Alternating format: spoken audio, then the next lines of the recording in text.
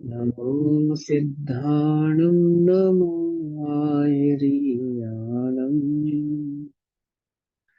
नमो अच्छायाणं नमो लोये सवसाहुणम्।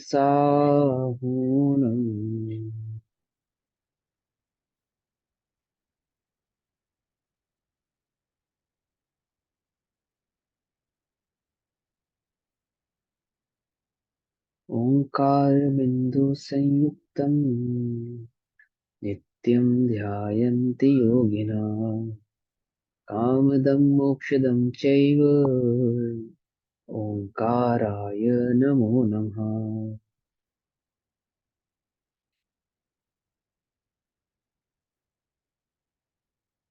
मंगलम भगवान वीरो मंगलम गौतमो गणी मंगलम कुंद कुंदार्द्यो जैन धर्मोस्तु मंगलम सर्वमंगल मांगल्यम सर्वकल्याणकारकम प्रधानां सर्वधर्माणां जैनं जयतु शासनम्।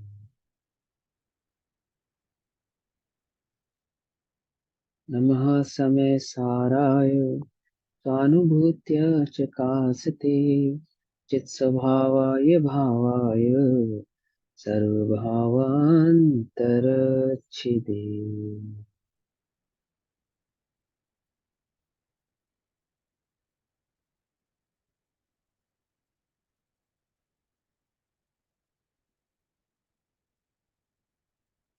हमारी चर्चा का विषय चल रहा है, कक्षा का विषय चल रहा है श्री ग्रंथादिराज श्री समयसारधी ग्रंथ। और समयसारधी ग्रंथ में आचार्य अमृतचंद्र देव द्वारा विरचित आत्मख्याति टीका के माध्यम से हमारी गाथा नंबर 15, गाथा 15 है ना। गाथा 15 का स्वाध्याय चल रहा है। गाथा 15 का मैं पाठ करूंगा, इसकी हमने टीकार्थ कल पढ़ा था और फिर उसका भावार्थ आगे पढ़ेंगे। जोपसदि अप्पाणम अबद्धपुट्ठम अननम विशेषम अपदेश संतमज्झम पश्यदि जिन शासनम सव्वम। जो आत्मा को देखता है, आत्मा का अनुभव करता है, वह संपूर्ण जिन शासन का ही अनुभव करता है। अनबद्ध स्पष्ट अनन्य और अविशेष आत्मा को जो अनुभव करता है, वो द्रव्य और भाव से संपूर्ण जिन शासन का ही अनुभव कर लेता है। और इस गाथा के टीका में आचार्य अमृतचंद्र देव ने क्या बात समझाई है, देखो। हमने जो टीकार्थ कल पढ़ा था ना, उसका मैं थोड़ा सा ब्रीफ करता हूँ, फिर भावार्थ पढ़ेंगे। जगत में दो चीजें हैं, एक सब्जी है शाक, और नमक है। तो शाक में यानी सब्जी में जो स्वाद है वो नमक का है।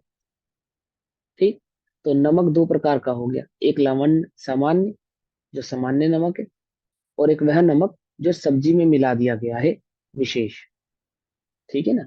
अब सारा जगत जिसने लवण का स्वाद नहीं लिया है, लवण यानी नमक का स्वाद नहीं लिया है, मात्र सब्जी को ही चखा है, स्वाद लोलुपी अथवा गे लुब्ध, स्वाद लोलुपी जो जीव है, शाक लोलुपी जो जीव है, उसने अकेले नमक को तो कभी चखा नहीं, सब्जी में पड़े हुए नमक को चखा है। और ये माना है कि ये जो स्वाद आता है, ये सब्जी का है, शाक का है। वह लवण के भिन्न स्वाद को, शाक या सब्जी से भिन्न नमक के स्वाद को नहीं जानता। ऐसा न जानने के कारण वह क्या मानता आ रहा है कि इस सब्जी में ही स्वाद है। ठीक। इसी प्रकार यह अज्ञानी जीव लवण यानी आत्मा को नहीं जानता। और कौन से आत्मा, जिसका स्वभाव जिसका लक्षण ज्ञान है, नमक जिसका स्वभाव जिसका लक्षण खारापन है ना। आत्मा जिसका स्वभाव जिसका लक्षण ज्ञान है, उस ज्ञान को, मात्र ज्ञानमय आत्मा को यह अज्ञानी जीव नहीं जानता। किस आत्मा को जानता है? सबकी अनुभूत परिचित भोग बंधन की कथा, भोगों से लिप्त, है ना, कषायों में लिप्त, है ना, कर्म से लिप्त उस आत्मा का ही को ही ये जानता है। यानी उदय आदि के की अपेक्षा से शरीरमय, कर्ममय, भोगमय जो ये जीव है, यानी कि प्राप्त पर्याय की जो तन्मयता है, इस प्राप्त पर्याय की अपेक्षा से ही जीव को जानता है। प्राप्त पर्याय से भिन्न ज्ञान स्वभावी आत्मा को ये नहीं जानता। जबकि ज्ञान स्वभावी आत्मा के ज्ञान में झलकने वाले ये द्रव्यक्रम, भावक्रम और नोकर्म है। ये झलकने वाले द्रव्यक्रम, भावक्रम, नोकर्म भिन्न है और मैं ज्ञान स्वभावी आत्मा भिन्न हूं, ऐसा न जानने के कारण जो आत्मा में झलक रहा है, उस झलकने वाले पदार्थ को ही यह आत्मा है, ऐसा ये अज्ञानी जीव अनादि से मानता है और यही इसके दुख का कारण है। अब उसे आत्मा का अनुभव करने के लिए क्या करना है कि लवण, नमक के स्वाद को सब्जी के स्वाद से भिन्न जाने। लवण नमक के स्वाद को सब्जी के स्वाद से भिन्न जाने। इसी प्रकार से हे भव्य जीवो, तुम इस आत्मा को, ज्ञान जिसका स्वभाव है, इस ज्ञान में आत्मा को इस ज्ञान में झलकने वाले ज्ञेयों के आधार से मत जानो। ज्ञेयों से भिन्न होकर एक सामान्य ज्ञान मात्र आत्मा को ही जानो। पकड़ में आई बात? पकड़ में आई बात? दो बातें, एक सामान्य लवण और एक विशेष लवण। सामान्य लवण यानी मात्र नमक, और सब्जी में मिला हुआ नमक यानी विशेष नमक। ऐसे सामान्य ज्ञान यानी ज्ञान स्वभावी आत्मा जो जानने का कार्य करती है, और विशेष ज्ञान यानी ज्ञान में झलकने वाले ज्ञेयों के आधार से उस ज्ञान को समझना। एक और एग्जांपल देता हूं। दर्पण के आगे अग्नि रखो तो दर्पण गर्म होता है या नहीं होता? दर्पण के आगे अग्नि रखो, अग्नि, तो अग्नि कैसी है? गर्म है या शीत है? कैसी है? उष्ण है या शीत है? बोलो भैया, फटाफट बोलो सब। मिरर में एक्टिव ना रहा करो, एक्टिव। उष्ण है ना, हाँ ठंडी है। उष्ण है। अरे हम गर्मी। पूछ रहे हैं, सुनो ध्यान से। एक्टिव कैसे? दिमाग से भी एक्टिव रहो, हाथ से भी एक्टिव रहो। अग्नि उष्ण है या शीत है? अग्नि उष्ण है। अग्नि उष्ण है, उष्ण अग्नि है। वेरी उष्ण। गुड। हाँ, उष्ण। अग्नि उष्ण है। तो क्या दर्पण में झलकने वाली अग्नि, जो दर्पण में अग्नि झलक रही है, वह अग्नि जो दर्पण में झलक रही है, ध्यान से सुनना मेरी बात को, तो वह उष्ण है या शीत है? अग्नि है ना, ना उष्ण उष्ण है है, ना ना शीत है, अग्नि है, ना शीत है। उष्ण है, शीत है। नहीं, अग्नि वो है। भी उष्ण है। वो भी उष्ण है। फिर सुनो सुनो, अग्नि कंफ्यूज उष्ण मत हो। होती तो वो तो ध्यान शीशा से ही सुनो। है। शीशा उष्ण होती तो दर्पण हाँ, भी तो वेरी गुड। शीशा ही है। वो तो हाँ, कौन शीशा बोला ही ये? है। कौन बोला? मैंने बोला। बहुत बढ़िया, वो तो दर्पण ही है, शीशा ही है। Very good. अग्नि, दर्पण में झलक रही है जो अग्नि, दर्पण में जो झलक रही है अग्नि, वह उष्ण है या शीत है? कि वहां अग्नि है ही नहीं, वहां तो मात्र शीशा ही है, दर्पण ही है, अग्नि नहीं है। झलक तो रही है, ये बात तो सत्य है, ये बात तो सत्य है। अग्नि की अपेक्षा से, झलक की अपेक्षा से देखा जावे तो ये बात सत्य है कि दर्पण में अग्नि झलक रही है। परंतु दर्पण में झलकने वाली जो अग्नि है, वह ना उष्ण है ना शीत है। क्यों? क्योंकि वहां अग्नि है ही नहीं, वहां तो दर्पण ही मात्र है। दो बातें समझ में आई या नहीं समझ में आई? अग्नि उष्ण है, परंतु दर्पण में जो अग्नि है, ना वह उष्ण है ना वह शीत है। क्यों? शीत है। क्योंकि वहां पे अग्नि नहीं है, वहां पे मात्र क्या है? दर्पण है। ठीक। तो जो अग्नि जो दर्पण में झलक रही है, वह है अग्नि का विशेष, या यूं कहो दर्पण का विशेष, ठीक है ना। और वह जो अग्नि बाहर है, वह है सामान्य, अग्नि की अपेक्षा से। ऐसे ज्ञान की अपेक्षा से समझेंगे, दर्पण सामान्य है, दर्पण दर्पण सामान्य है, और दर्पण में झलकने वाली अग्नि विशेष है। दर्पण में आकार बना ना अग्नि का, अग्नि झलक रही है, वो विशेष है। ऐसे ही ज्ञान सामान्य है और ज्ञान में झलकने वाले ज्ञेय वो विशेष है। वो क्या है? विशेष है। अब ज्ञानी क्या करता है? विशेष का तो कर देता है तिरोभाव, यानी कि विशेष को कर देता है गौण। अग्नि को कहीं हटा देता है ऐसा नहीं, अग्नि को कहीं भगा देता है ऐसा नहीं। क्या कहा? बात समझ में? विशेष का क्या कर देता है? तिरोभाव। तिरोभाव दैट मीन्स गौण। और सामान्य का कर लेता है आविर्भाव। आविर्भाव दैट मीन्स मुख्य। मुख्य और आविर्भाव करने वाले, ज्ञान का आविर्भाव करने वाला ज्ञानी है, आत्मानुभवी है। और ऐसे आत्मा का जो अनुभव करता है, वो संपूर्ण जिन आगम का ही अनुभव कर लेता है। पकड़ में आई बात, नहीं पकड़ में आई? वह विशेष और सामान्य दोनों को जानकर विशेष का अवितिरोभाव कर देता है, यानी उसको गौण कर देता है, उसको छोड़ देता है। और सामान्य का आविर्भाव यानी कि उसको मुख्य कर लेता है, उसको प्रकट कर लेता है, उसको दृष्टि में ले आता है। और उस सामान्य आविर्भाव किए हुए स्वभाव का आनंद लेकर, आत्मा का आनंद लेकर, आत्मा की दृष्टि करने वाला, आत्मा का अनुभव करने वाला वह जो जीव है वह कैसा है? वह संपूर्ण जिनागम को जानने वाला ज्ञानी है। पकड़ में आ गई बात? क्या समझाया यहाँ पे? शाक में पड़ा हुआ नमक, सब्जी में पड़ा हुआ नमक विशेष है, और लवण सामान्य, यानी सामान्य एक साधारण जो नमक है वह कैसा है? सब्जी से भिन्न होकर एक सामान्य साधारण सामान्य लवण है। वह साधारण सामान्य लवण जब सब्जी में पड़ता है तो सब्जी में भी लवण यानी अपने खारेपन को व्याप्त कर देता है, और अज्ञानी उस शाक अथवा सब्जी को खाकर ऐसा मानते हैं कि इसमें जो स्वाद है वह सब्जी का है। पकड़ में आई बात? और ज्ञानी ये जानते हैं कि इसमें जो स्वाद है, जो खारापन है, वह इस शाक अथवा सब्जी का नहीं है। वह तो सब्जी से भिन्न लवण नमक एक पदार्थ है जिसका स्वाद इसमें व्याप्त है। इसी प्रकार निरंतर झलकने वाले इन गेयों में अपेक्षा से मतलब द्रव्यक्रम, भावक्रम और नो कर्मों में व्याप्त जो ज्ञान है वह ज्ञान सामान्य मैं हूं जानने वाला, और वो झलकन यानी गे है वो विशेष है। उस विशेष का तिरोभाव करके, सामान्य ज्ञान का आविर्भाव करके दृष्टि में लेकर उस आत्मा का अनुभव करते हैं, वे ज्ञानी है। और आत्म अनुभवी वे ज्ञानी कैसे हैं? जो संपूर्ण जिनागम को जानने वाले हैं। ये बात भावार्थ यहाँ पे पढ़ते हैं, पेज नंबर 45। पेज नंबर 45 पे भावार्थ पढ़ेंगे। यहाँ आत्मा की, अपनी, मेरी, स्वयं की अनुभूति को ही ज्ञान की अनुभूति कहा गया है। आत्मज्ञानम स्वयं ज्ञानम, आत्मा ही ज्ञान है, ज्ञान ही आत्मा है। आत्मा की अनुभूति ही ज्ञान की अनुभूति है, अथवा ज्ञान की दृष्टि ही आत्मा की दृष्टि है। ज्ञान की अनुभूति ही आत्मा की अनुभूति है। या लवण ही नमक है, क्षारपन, खारापन ही नमक है, और नमक ही खारा है। ऐसा मिठास ही शक्कर है, और शक्कर ही मिठास है। ऐसे आत्मा ही ज्ञान है, और ज्ञान ही आत्मा है ना? पैसा ही सुख है, सुख ही पैसा है ना? ऐसा है, समझे? लोक में नहीं समझे? ज्ञान, ज्ञान ही आत्मा है, आत्मा ही ज्ञान है। यहाँ आत्मा की, मेरी आत्मा की अनुभव को ही ज्ञान की अनुभूति कहा गया है। कि आत्मा का अनुभव होगा तो ज्ञान का ही अनुभव होगा, अथवा ज्ञान का अनुभव होगा तो आत्मा का ही अनुभव होगा।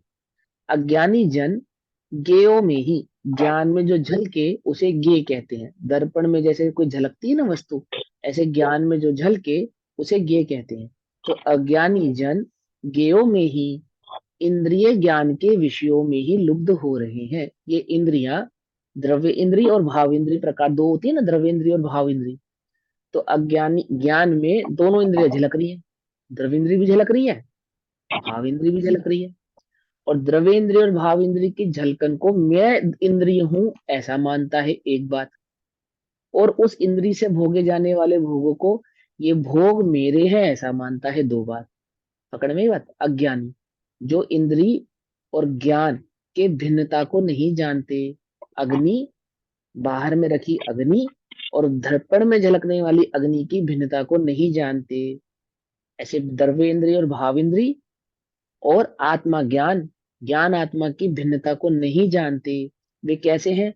वे ज्ञान में झलकने वाले इंद्रिय और उनके विषयों में लुब्ध हो रहे हैं, आसक्त हो रहे हैं, है ना? है ना? आसक्त हो रहे हैं मतलब समझ रहे हो? आसक्त हो रहे हैं, लुब्ध हो रहे हैं, ठीक मतलब है। ग्रद्ध ग्रद्ध हो रहे मिर्च हैं, मखंड बहुत सारा डाल दिया इसमें। है ना? भैया किसकी आवाज आ रही है ये? शालिनी दीदी म्यूट करो। ग्रद्ध हो रहे हैं। पकड़ में ही बात है ना? होता ना, तुमने देखा होगा, जिनको रसगुल्ले पसंद हो उनके थाली में भी रसगुल्ला, उनके मुंह में भी रसगुल्ला, शादी में है।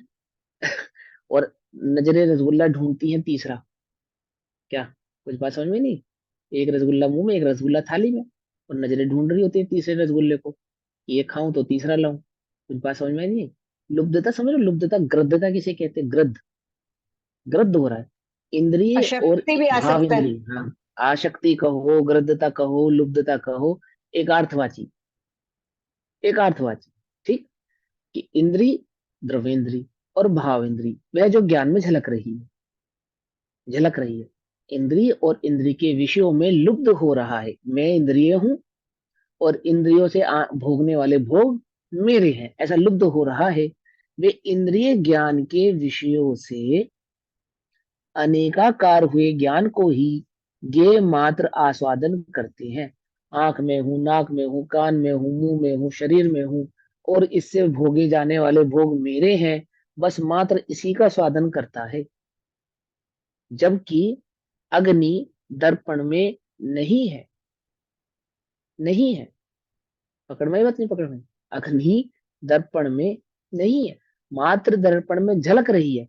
ऐसे ही द्रव इंद्री, भाव इंद्री और इसके विषयभूत भोग आदि सामग्री वे इस ज्ञान आत्मा में मात्र झलक रहे हैं, झलक रहे हैं। उसको तो जानता नहीं, उसको तो जानता नहीं। और वह झलक जो रहा है वह मैं हूं, ऐसा मानकर अनेक रूप होता हुआ, माने इंद्रियों के अनुसार अपने आप को प्रवर्तमान रहता है। देख भी लूं, सूंघ भी लूं, सुन भी लूं, खा भी लूं, चख भी लूं, छू भी लूं, बस इसी में लुब्ध हुआ रहता है। परंतु ज्ञेयों से भिन्न ज्ञान मात्र का आस्वादन नहीं करते। सामान्य मात्र सभी पांच द्रव्य इंद्रियों और भाव इंद्रियों में व्याप्त एकमात्र ज्ञान का आस्वादन, यानी स्वाद, यानी अनुभव नहीं करते कि मैं मात्र जानने वाला हूं। आई बात समझ में? पिक्चर हॉल में, पिक्चर में आग लग जाती है, मूवी में आग लग जाती है, तो वो आग पर्दे में लगती है या नहीं लगती? पिक्चर हॉल के पर्दे पे नहीं लगती ना, पक्का। पिक्चर में शेर आता है, शेर, तो शेर को देख के कितने लोग डर के भाग जाते हैं? पर्दा फाड़ के निकल आता होगा बाहर। नहीं ना, नहीं आता ना। बाढ़ आती है तो पर्दा गीला नहीं होता, आग लगती है तो पर्दा जलता नहीं। इसी प्रकार इस आत्मा में गे झलकते हैं, परंतु यह आत्मा गे रूप होता नहीं। कषायों की अग्नि भी लगती है ना, मिथ्यात्व रूपी शेर भी दहाड़ते हैं, सब होता है। लेकिन जैसे वह पर्दा है ना, पर्दा, पर्दा, ऐसा ही पर्दे जैसा ये आत्मा है, जिसपे इंद्रियों का दर्शन हो रहा है, रिफ्लेक्शन हो रहा है ना, पिक्चर चल रही है। ऐसे ज्ञान में मात्र ये पिक्चर चल रही है। समझ में आई बात? पिक्चर चल रही है। तो क्या कहते हैं? पर्दे का आस्वादन नहीं करता, मतलब सामान्य ज्ञान का एक आस्वादन नहीं मिनट, करता। ये जो बोला भाव उसके आते हैं, तो भाव के वो देव में जो लुप्तपन है वो भाव है। जो जो लुब्धपना है वो आसक्ति है, अज्ञान है। अज्ञान के कारण उसको ग्रद्धता हुई है। हाँ हाँ ठीक हाँ। है ना? क्या ग्रद्धता हुई है? कि ज्ञान में झलकने हाँ वाली जी। ज्ञे, दर्पण में झलकने वाली अग्नि को दर्पण गर्म हो गया ऐसा मान रहा है। ऐसे ही ज्ञान में झलकने वाले भाव इंद्रियों और द्रव्य इंद्रियों, मैं भाव और द्रव्य इंद्रिय में हूं, ऐसा मान रहा है। एक मिनट सब होल्ड कर।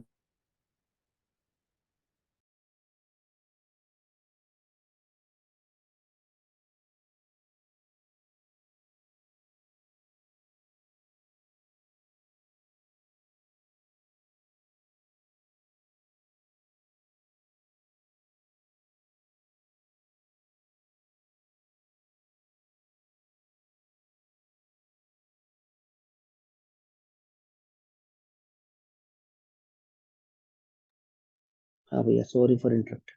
देखो भैया क्या यहाँ कहा। पे हमने यहाँ पे हमने इसी बात को निश्चय से और व्यवहार से कैसे घटित करेंगे? व्यवहार में तो मतलब वो ज्ञों में उलझा रहता है। नहीं नहीं नहीं नहीं, देखो यहाँ पे निश्चय और व्यवहार की बात को बाद में घटित करना। पहले वस्तु स्वरूप समझो कि निश्चय की अपेक्षा से भी समझो, चलो कोई बात नहीं, कि मूलतः निश्चय से माने एक्चुअली तो क्या है। कि आत्मा भिन्न है। ठीक, आत्मा भिन्न है, आत्मज्ञान भिन्न है, और द्रव्येंद्रिय भावेंद्रिय भिन्न है। ठीक है, वे आत्मा में झलकते हैं, जैसे अग्नि दर्पण में झलक रही है, निश्चय से झलक रही है या व्यवहार से झलक रही है? बोलो भैया। निश्चय से झलक रही है, व्यवहार से नहीं झलक रही है। व्यवहार से भी झलक रही है। तो वस्तु का, ज्ञेयों का ज्ञान में झलकना, इसमें कोई निश्चय व्यवहार की बात नहीं है, वस्तु स्वरूप ही ऐसा है। जब वस्तु स्वरूप जैसा होता है ना, जो जो लक्षण होता है, यानी जो उसका गुण होता है, उसमें निश्चय व्यवहार जैसी कोई बात नहीं होती है। हम उसका प्रतिपादन निश्चय और व्यवहार से करते हैं। जब हम ये कहे कि अग्नि, जब हम ये कहे कि अग्नि दर्पण में है, तो ये व्यवहार है। और जब हम ये कहे कि अग्नि दर्पण में नहीं होती, तो ये निश्चय है। निश्चय है। लेकिन अग्नि जो दर्पण में झलक रही है, वो झलकना ना निश्चय है ना व्यवहार है।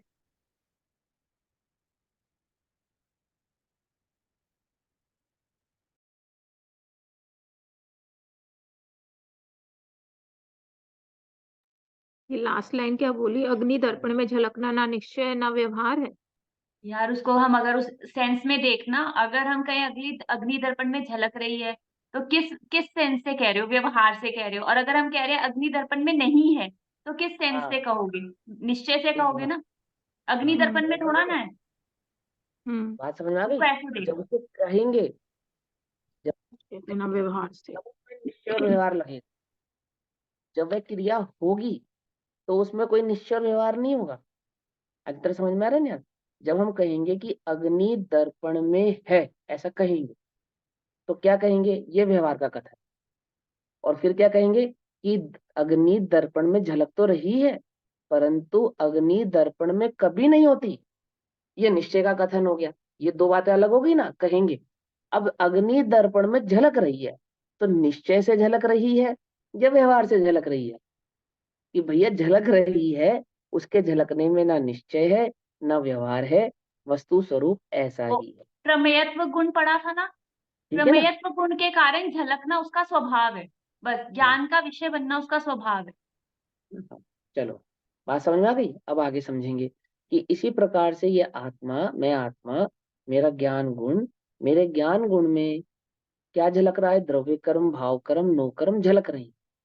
और इन द्रव्य कर्म, भाव कर्म और नो कर्मों को ये मेरे हैं, ये मैं हूं, ऐसा मानकर इनके विषयों में मैं लुब्ध हो रहा हूँ, आसक्त हो रहा हूँ।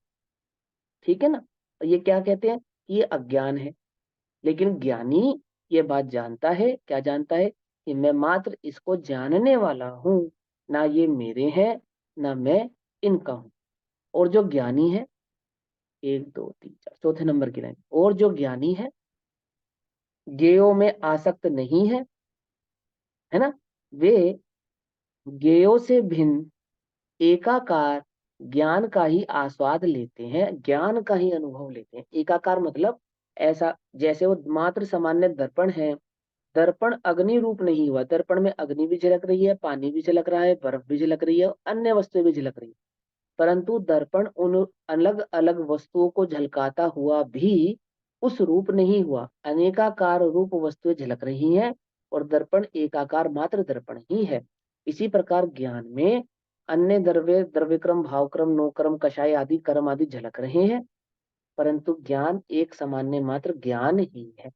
क्रोध और ज्ञान, क्रोध का ज्ञान, क्रोध के काल में जो क्रोध का ज्ञान है वह तुम हो, और जो क्रोध है वह तुम नहीं हो। समझ में आई बात? नहीं समझ में? ऐसे सभी में लगाते चले जाओ। सभी प्रकार के कालों में, चार कषाय के कालों में, दुख आदि सुख आदि के कालों में जो सामान्य ज्ञान है वो मैं हूं, और जितने भी ये परिणाम उत्पन्न हो रहे हैं ये मैं नहीं हूं। अज्ञानी परिणामों की दृष्टि करते हैं। मतलब जैसे क्रोध हुआ, उसको देखने वाला मैं हूँ, हाँ, और क्रोध मैं वो नहीं हूँ। मेरा ज्ञान है। क्रोध मैं हाँ, नहीं हूँ। तो जब तुम क्रोध को देखोगे ना, तो क्रोध रूप प्रवर्तोगे, और जब तुम ज्ञान को देखोगे तो ज्ञान रूप प्रवर्तोगे। क्या समझे? नहीं समझे? पकड़ में ही मत। क्रोध को हम्म। देखने वाला क्रोध रूप प्रवर्तता है, ज्ञान को देखने वाला ज्ञान रूप प्रवर्तता है। तो तुम किसको देखोगे? बोलो। क्योंकि अज्ञानी, क्रोध मेरा स्वभाव नहीं है। अज्ञानी क्रोध आदि कषायों को, कर्म आदि को, है ना, उदय आदि को देखते हैं और उस रूप ही प्रवर्तते हैं।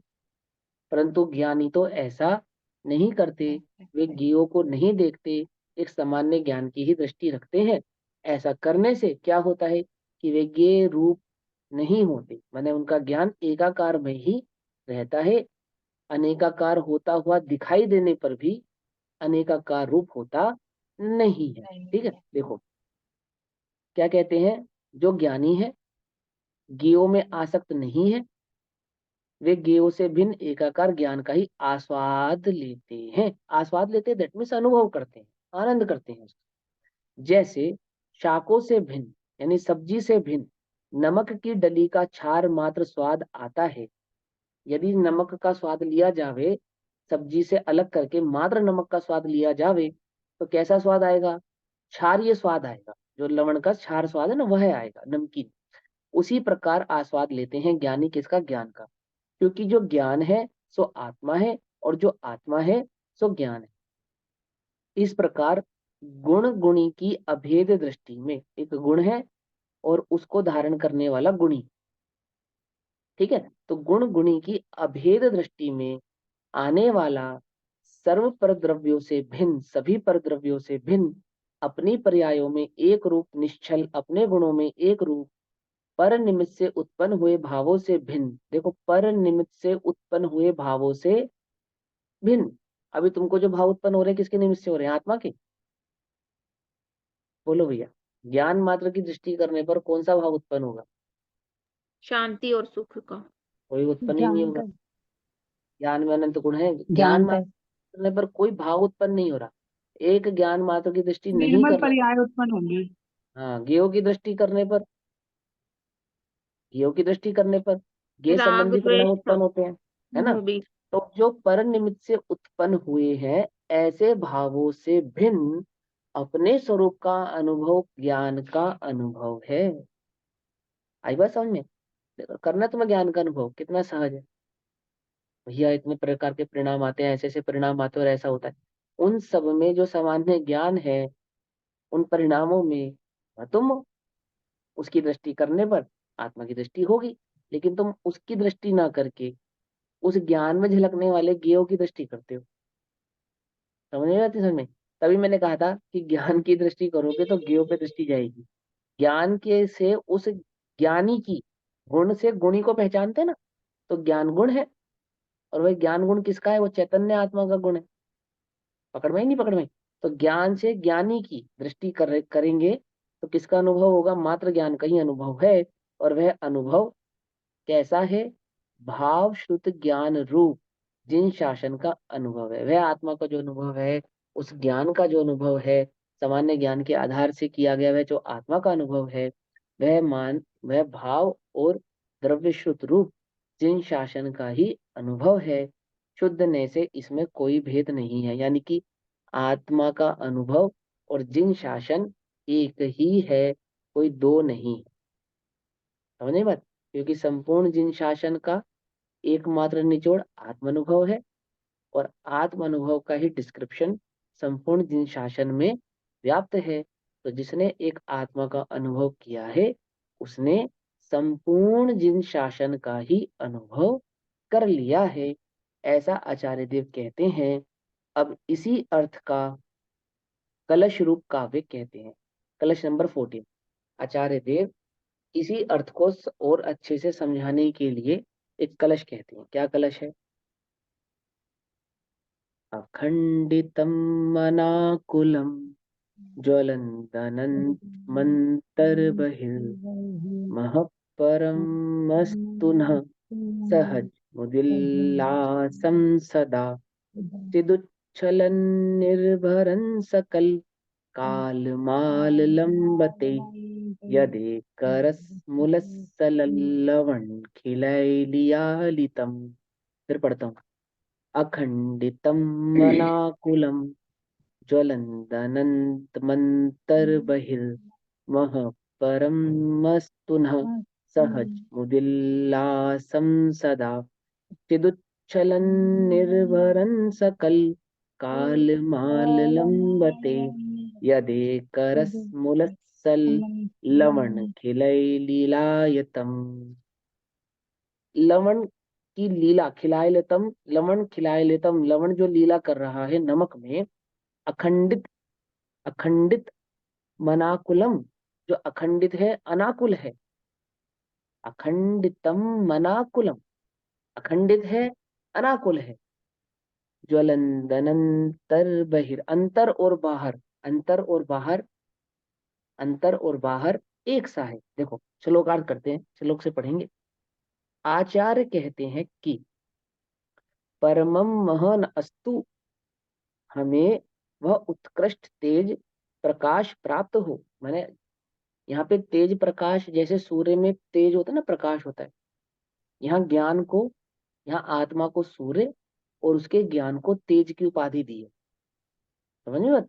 जैसे सूर्य अपने आप को अपने तेज से प्रकाशित करता है, उसी प्रकार ये आत्मा अपने ज्ञान से अपने आप को ही प्रकाशित कर रहा है। पकड़ में आई बात, नहीं पकड़ मारी?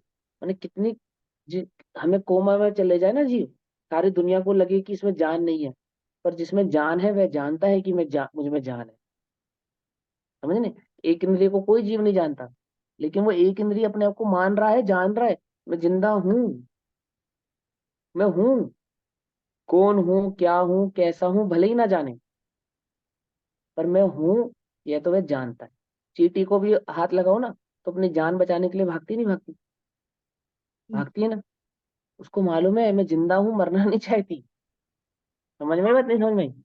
उसको मालूम है मैं हूं, जीवित हूँ, जिंदा हूँ, और मरण को प्राप्त होना नहीं चाहती, है ना। तो वो जो ज्ञान, वो जो जिंदापन है ना, उसका चैतन्यपन, वही वह प्रकाशित हो रहा है, उसमें स्वयं में प्रकाशित हो रहा है कि मैं हूँ। इसी विज्ञान क्या कहता है, देखने में तो पेड़ पौधे एक ही जगह लगे रहते, लगता ही नहीं कि उनको कुछ दुख होगा, सुख होगा। और विज्ञान क्या कहता है कि पेड़ों में भी जान होती है, उनमें भी सुख दुख का अनुभव होता है। आप उन्हें तोड़ते हो, काटते हो, आदि आदि कार्य करते हो, तो उन्हें वेदना होती है अंदर, होती नहीं होती है? उनमें भी जीव है ना, हमें नहीं मालूम उसमें जीव है, लेकिन वे स्वयं को तो प्रकाशित हो ही रहे हैं ना, अपने तेज से, अपने ज्ञान में तेज से जान रहे हैं कि मैं दुखी हो रहा हूँ, सुखी हो रहा हूँ। पकड़ में आई बात, नहीं पकड़ में आई? मेरी बात समझ आ रही है? इसी प्रकार से वह जो उसमें सामान्य लक्षण है ज्ञान, ज्ञान यानी तेज, तेज, ठीक।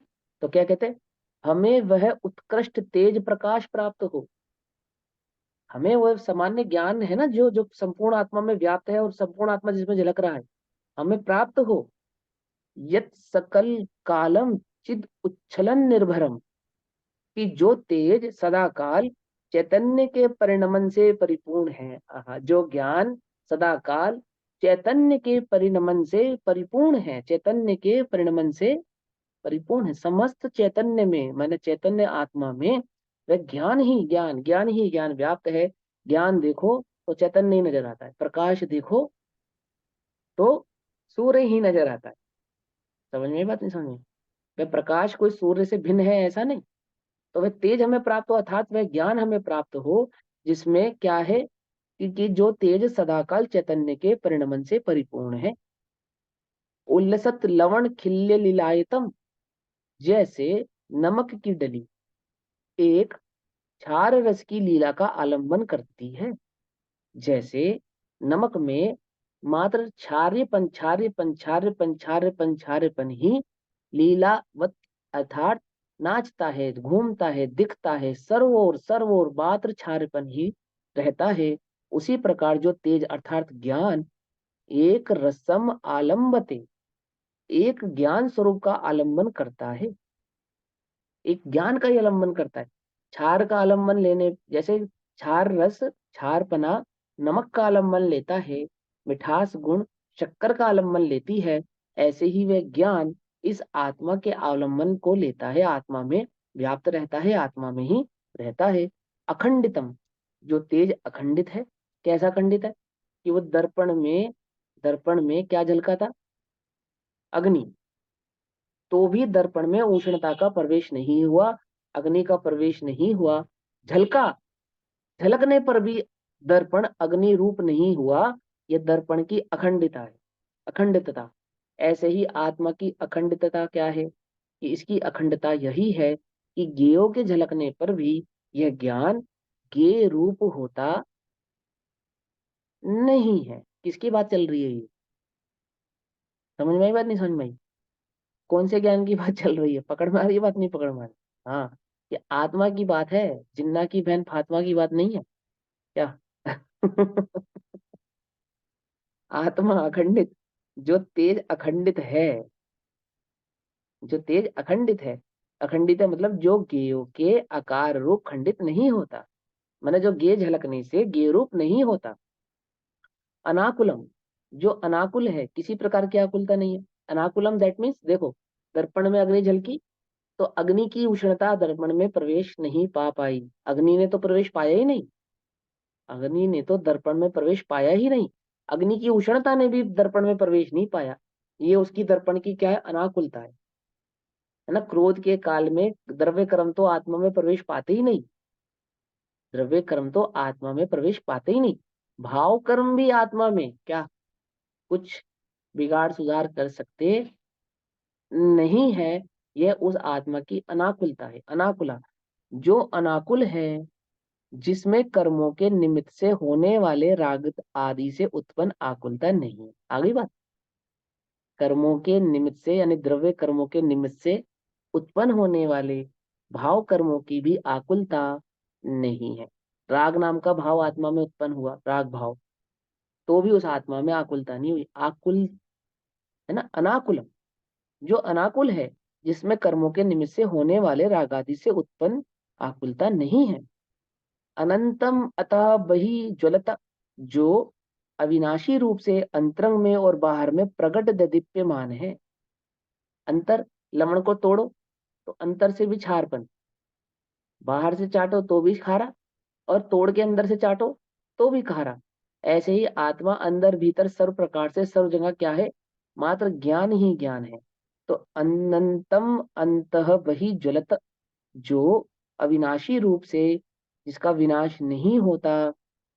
नमक में क्षारपन का विनाश कब हो जाता है? बोलो भैया, कब हो जाता है? हो जाता है पेट में जाने के बाद तो हो जाता होगा, नहीं होता ना? पता है ना, खून में मिल जाने के बाद तो हो जाता होगा, है ना? कभी नहीं होता। ऐसे ही मल बन जाने के बाद हो जाता होगा, है? नहीं होता। यही तो खासियत है उसकी। इसी प्रकार से क्या कहा, जो अविनाशी रूप से ये आत्मा अनादि से कर्मों में मिला हुआ है, तो भी ज्ञान कर्म रूप नहीं हुआ। जैसे नमक है ना, अनादि से द्रव्य कर्म भाव कर्म नो कर्म रूप प्रवर्तता हुआ भी द्रव्य कर्म भाव कर्म नो कर्म रूप हुआ नहीं है। अभी हो रहा है या नहीं हो रहा है? अभी तुम्हारा ज्ञान द्रव्य कर्म रूप हो रहा हो, भाव कर्म रूप हो रहा हो, नो कर्म रूप हो रहा हो, कि भले ही तुम्हें खबर ना हो, भले ही हमें खबर नहीं है कि जो नमक हमने खाया उसका पेट में क्या हो रहा है, तो भी वह अपने क्षारपन से अलग होता नहीं है। दैट मीन्स तो भी वह आत्मा अज्ञानी का भी कैसा है कि वह अविनाशी रूप से अंतरंग में और बाहर में प्रकट दैदीप्यमान है। ज्ञान तो सदा ज्ञान रूप से प्रकट रहता है। सभी अरे आबाल सभी गोपाल, सुलभ सबको चिन्मय अभिराम। समझ में आई बात? किंतु पर सत्ता से प्रतिबद्ध की मरकट सी गहलन, अरे पाकर खोया भगवान न देखा मैंने कभी बसत। सुनिए, नहीं सुनी? सिद्ध पूजा है ना, आज बाबूजी युगल की सिद्ध पूजा। हाँ, क्या भाव समझा रहे हैं कि वह पर सत्ता में प्रतिबद्ध होकर पर की सत्ता को अपना मानकर गे लुब्ध होकर, पर सत्ता में प्रतिबद्ध दैट मीन्स गे लुब्धता, गे लुब्ध होकर क्या हो रहा है? सामान्य का तिरुभाव करके और विशेष का आविर्भाव करे बैठा है। हाँ। जबकि होना क्या चाहिए था? विशेष का तिरोभाव और सामान्य का आविर्भाव। आविर्भाव दैट मीन्स मुख्य और तिरोभाव दैट मीन्स गौण। ठीक, तो क्या कहते हैं? अविनाशी रूप से अंतरंग में और बाहर में प्रकट दैदीप्यमान है, जानने में आत्मा है। सहजम, जो स्वभाव से हुआ है, किसी के द्वारा किया गया है ऐसा नहीं, जिसे किसी ने नहीं रचा। और सदा उद्विलासम, सदा जिसका विलास उदय रूप है। विलास उदय रूप है मतलब जैसे शक्कर का विलास मिठास, नमक का विलास खारापन, ऐसे आत्मा का विलास ज्ञान। वह एक इंद्रिय पर्याय में जाकर भी जो ज्ञान कभी विनाश को प्राप्त नहीं हुआ है। अन्य कोई जाने नहीं जाने, केवली तो जानते ही है, ज्ञानी तो जानते ही है, परंतु वह स्वयं तो इस बात से जानता ही है कि मैं हूं, कभी वह उसका जो विलास है वह उदय रूप है, जो एक रूप प्रतिभासमान है। एक रूप प्रतिभासमान है, दैट मीन्स अखंडित है ना, और अपने आप को प्रकाशित करने वाला है ना, किसी के द्वारा किसी के निमित्त से होने वाला नहीं है, और पर का उसके अंदर किसी प्रकार का कोई मिश्रण हुआ नहीं है, और स्वयं को दैदीप्यमान, दैट मीन्स स्वयं को प्रकाशित स्वयं से ही कर रहा। भावार्थ, एक लाइन में भावार्थ दिया कि आचार्य देव ने प्रार्थना की है कि यह ज्ञानानंदमय एकाकार स्वरूप ज्योति हमें सदा प्राप्त हो। मतलब ये जो ज्ञान स्वभावी आत्मा है, इस ज्ञान की दृष्टि मुझे सदा ही प्राप्त हो। सभी प्रकार के, किसी भी प्रकार के काल में, किसी भी प्रकार के कर्मों के उदय में मेरी ये ज्ञान दृष्टि ना छूटे, अर्थात मैं ज्ञेय लुब्ध ना रहूं, मात्र कैसा रहूं, मात्र ज्ञान में ही रहूं, ज्ञाता दृष्टा ही रहूं, क्योंकि सदा क्या व्याप्त है, संपूर्ण प्रदेशों में, संपूर्ण पर्यायों में मात्र ज्ञान ही ज्ञान व्याप्त होने से, और ज्ञान का अनुभव ही आत्मा का अनुभव होने से, वह ज्ञानमय आत्मा ही मुझे सदा प्राप्त हो। आचार्य देव ने प्रार्थना की है कि यह ज्ञान आनंदमय एकाकार स्वरूप ज्योति हमें सदा प्राप्त हो। अब आगे की गाथा की सूचना के लिए श्लोक कहते हैं। उस गाथा का भावार्थ इस कलश में कहा, गाथा नंबर 15 का भावार्थ कलश नंबर 14 में कहा, ठीक है ना। और अब आगे जो गाथा नंबर 16 आनी है, उसके लिए गाथा नंबर कलश नंबर 15 कहते हैं। ऐशे ज्ञान घनो नित्य महात्मा सिद्धिम भिपस्सुभि साध्य साधक भावे नद विद्वेकः समुपास्यताम। फिर से पढ़ता हूँ, देखो। ऐशे ज्ञान घनो नित्य महात्मा सिद्धिम भिपसुभि साध्य साधक भावेनद, ना के साथ दा पढ़ेंगे, भावेनद विद्वेकः समुपास्यताम। क्या कहते हैं कि ऐशः ज्ञान घन आत्मा, ऐश माने यह, ज्ञान घन यानी जिसमें जिसमें ज्ञान ही ज्ञान है, अन्य कुछ नहीं। ज्ञान घन आत्मा, मैं, आत्मा मानी मैं जो ज्ञान घन हूँ, यह जो मैं ज्ञान घन हूँ, यह पूर्व कथित ज्ञान स्वरूपी आत्मा जो गाथा नंबर 15 कलश नंबर 14 और अन्य कलशों में और गाथाओं में आपको बताते हुए आ रहे हैं, कैसा यह जो ज्ञान घन आत्मा है, ज्ञान स्वरूपी आत्मा है, यह जो ज्ञान स्वरूपी मैं हूँ, सिद्धम अभिपसुभि स्वरूप की प्राप्ति के इच्छुक पुरुषों को, जिन्हें आत्मानुभव करना है, जिन्हें सिद्धपद प्राप्त करना है, जिन्हें संसार के सुखों दुखों से छूटना है ना, जन्म मरण से छूटना है ना, आत्मानुभव प्रकट करना है, तो स्वरूप की प्राप्ति के इच्छुक पुरुषों को अर्थात जीवों को साध्यक भावे, साध्य साधक भाव के भेद से द्विधा, दो प्रकार से। देखो, एक गुण और गुणी, गुण और गुणी, हम गुण की अपेक्षा से भी समझा रहे हैं और गुणी की अपेक्षा से भी समझा रहे हैं, तो साध्य की अपेक्षा से भी समझा रहे हैं, साधक की अपेक्षा से भी समझा रहे हैं। पकड़ में बात, यानी ज्ञान और चैतन्य, ज्ञान जिसका लक्षण है वह आत्मा, और आत्मा जिसका ज्ञान लक्षण है। पकड़ में बात नहीं। मिठास जिसका लक्षण है वह शक्कर, और शक्कर जिसका लक्षण मिठास है। क्षारपन जिसका लक्षण है वह नमक, और नमक जिसका लक्षण क्षारपन। पकड़ में बात। ऐसे ज्ञान जिसका लक्षण है वह आत्मा, और आत्मा जिसका लक्षण है वह ज्ञान।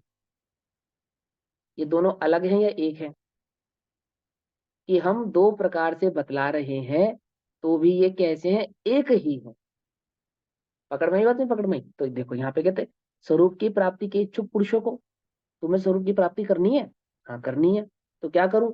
ये पूर्व कथित जो ज्ञान स्वरूपी आत्मा हमने बताई है ना, कि हाँ बताई है, उसको साध्य साधक भाव के भेद से दो प्रकार से हमने कहा, गुण गुणी के भेद से हमने दो प्रकार से तुमको कहा। एक ही नित्यम समुपास्यताम, आहा, नित्य सेवन करने योग्य है, उसका सेवन करो। क्या? जो हमने दो प्रकार से तुम्हें गुण गुणी का भेद करके बताया ना, ज्ञान और आत्मा, आत्मा और ज्ञान, तुम्हें प्राप्त करना है कि हाँ, तो उस चैतन्य लक्षण को उस ज्ञान लक्षण से, और ज्ञान लक्षणा वाले उस चैतन्य को अनुभव करो, उसका सेवन करो, मात्र एक ज्ञान का ही अनुभव करो। अर्थात मात्र ज्ञान घन स्वभावी एक चैतन्य आत्मा का ही अनुभव करो। देखो क्या लिखा, ऐसे ज्ञान घन आत्मा, देखा ना, यह पूर्व कथित ज्ञान स्वरूपी आत्मा। आत्मा का अनुभव करो अथवा ज्ञान का अनुभव करो, ज्ञान का अनुभव करो अर्थात आत्मा का अनुभव करो, क्योंकि ज्ञान ही आत्मा है और आत्मा ही ज्ञान है। दो प्रकार से बतलाए गए इस स्वभाव को, इस आत्मा को तुम अनुभव करो, उसकी दृष्टि करो, बस उसी को अपनी दृष्टि में लो। भावार्थ, आत्मा तो ज्ञान स्वरूप एक ही है, आत्मा तो ज्ञान स्वरूपी एक ही है, शक्कर तो मिठास स्वरूपी एक ही है ना। हलवा में, लड्डू में, खीर में, रसमलाई में क्या चीज कॉमन है? मिठास, मिठास कॉमन है पक्का। तो तुम हलवा का, लड्डू का रसमलाई का स्वाद मत लो एकमात्र उस मिठास का ही सेवन करो। कुछ बात समझ में नहीं आई कि भैया कैसी बेवकूफ वाली बात बता रहे हो ऐसे अच्छा थोड़ी लगता है कि भैया, संसारी को तो ऐसे ही लगता है, ऐसे उलझता है वो। समझे नहीं समझे? तुम्हें मिठाई के नाम पे शक्कर बेची जा रही है, और तुम शक्कर के स्वाद को मिठाई का स्वाद मानकर क्या हो रहे, लुट रहे हो। तुम्हें मालूम भी नहीं है कि हो क्या रहा है। कुछ बात समझ आ रही नहीं आ रही? इसी प्रकार से यहाँ ये लुप्त हुआ हुआ ज्ञानी ये जान ही नहीं रहा है। यहाँ तो ज्ञानी ज्ञान, ज्ञानी ज्ञान, ज्ञानी ज्ञान का व्यापार हो रहा है। और किस में लुट रहा है वो? ये लुप्तता में लुट रहा है। ठीक है ना? ठीक है।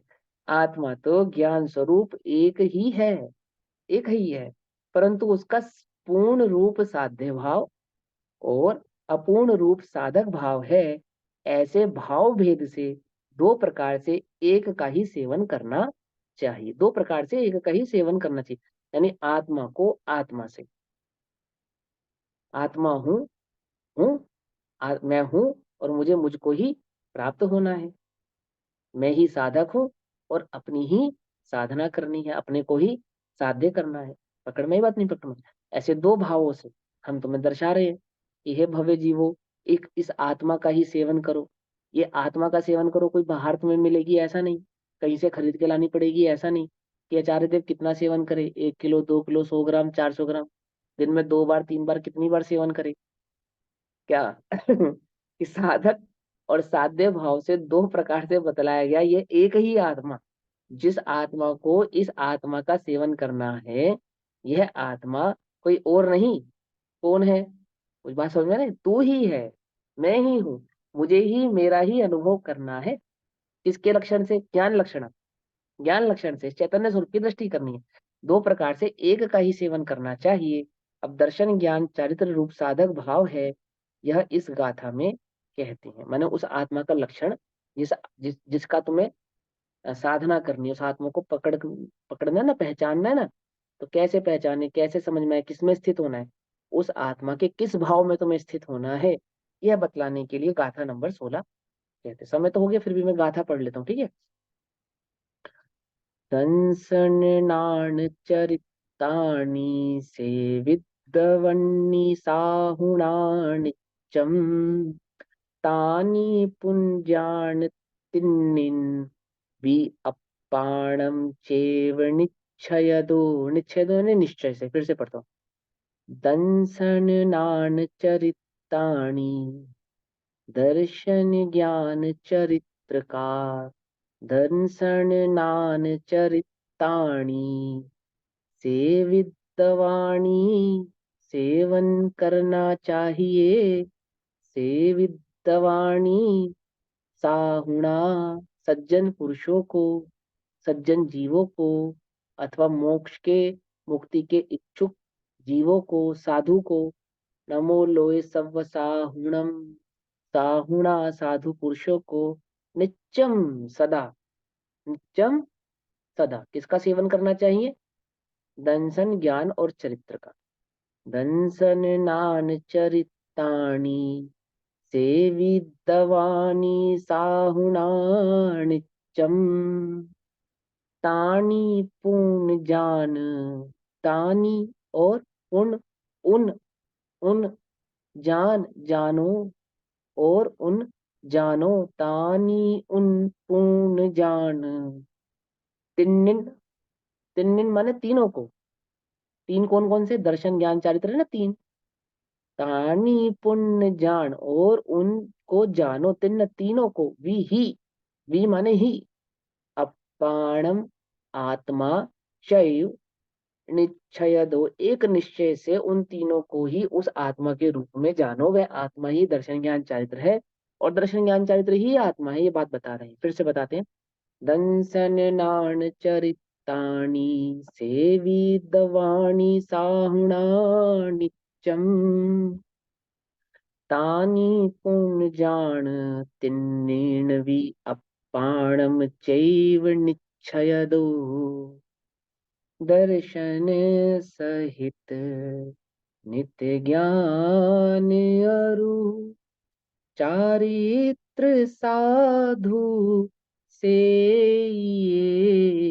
ये माने सेवन कीजिए, से ये पर ये तीनों आत्मा ही केवल ज्ञान निश्चय दृष्टि में।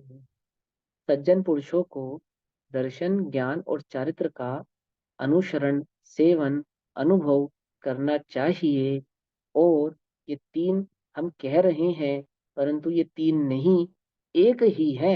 निश्चय से जब आप जानेंगे, देखेंगे, इसका अनुभव करेंगे, तो दर्शन ज्ञान चारित्र कहने में तीन है, पर होने में तो मात्र एक ही है। ऐसा भैया दर्शन सहित नित्य ज्ञान अरु चारित्र साधु से ये पर ये तीनों आत्मा ही केवल ज्ञान निश्चय दृष्टि में। आई बात। अब इसका जो भाव है वह हम कल पढ़ेंगे, गाथा और भावार्थ। तब तक के लिए सभी को जय जिनेन्द्र। ओम भैया नमः शिवाय। निज निधि निज में बताई, यह अनंत उपकार है, उसके लिए जिनवाणी माँ को वंदना शतबार।